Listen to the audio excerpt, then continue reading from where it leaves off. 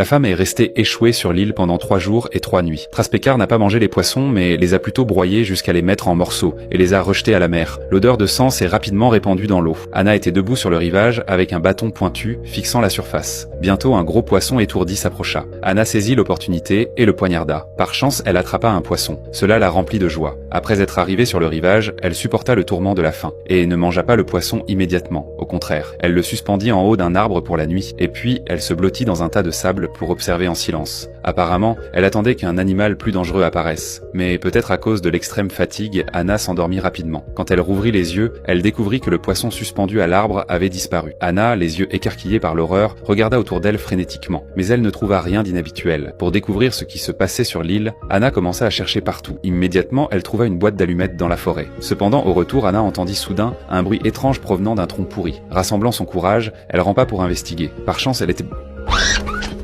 était simplement trop nerveuse. Anna alla alors à la plage pour pêcher, mais de manière inattendue, elle découvrit un poisson déchiqueté. À en juger par les marques de griffes restantes, il devait être l'œuvre d'une grande créature. Cette nuit-là, Anna alluma un feu de camp, commença à manger le poisson cuit, mais resta vigilante. Au petit matin, Anna continua d'explorer l'île. Soudain, la vision devant elle la terrifia. Le corps de sa compagne avait été déterré, il ne restait que la moitié supérieure en réalisant le danger. Anna aiguisa rapidement un bâton pour se défendre. Elle chercha autour d'elle, mais après une recherche exhaustive, elle ne trouva rien. Cependant, juste à ce moment, Anna vit quelque chose flotter dans la mer. Elle nagea immédiatement vers cela et trouva une valise en lambeaux et un seau en métal pour chercher plus de provisions. Anna plongea mais ne trouva rien. Cependant, un énorme et profond trou dans la mer attira son attention. Un grondement sourd provenait de l'intérieur du trou. Le puits engloutissait lentement tout autour de lui. En voyant cela, Anna n'osa pas rester et remonta rapidement à la surface. Cette nuit-là, Anna s'assit près du feu de camp, planifiant son prochain mouvement. Soudain, le bruit d'un avion remplit le ciel. Anna sortit précipitamment un pistolet de signalisation et tira vers le ciel, mais l'avion était déjà trop loin. Juste au moment où le désespoir la consumait, la lumière de la fusée éclaira une ombre énorme. Réalisant le danger, Anna retourna rapidement au camp, attrapa un seau et courut vers la forêt. Bientôt, une créature inconnue s'approcha. Anna retint son respiration, paralysée par la peur. Elle n'osa pas émettre un son, jusqu'à ce que, finalement, elle osa sortir de la forêt. Anna comprit qu'elle ne pouvait pas continuer ainsi. Elle vida immédiatement sa valise. Elle prit un gilet de sauvetage et ajusta les sangles. Elle essaya de maintenir la valise à flot dans la mer, avec l'espoir de s'allonger dessus pour quitter l'île. Mais la flottabilité de la valise ne fut pas suffisante. Après plusieurs tentatives, Anna déchargea sa frustration sur le gilet de sauvetage. Impuissante, elle dut retourner sur le rivage. La nuit tomba à nouveau. Soudain, Anna se souvint que le tronc pourri pourrait être une bonne cachette. Après avoir vérifié que le tronc était suffisamment grand, elle se glissa à l'intérieur immédiatement. À la nuit tombée, le monstre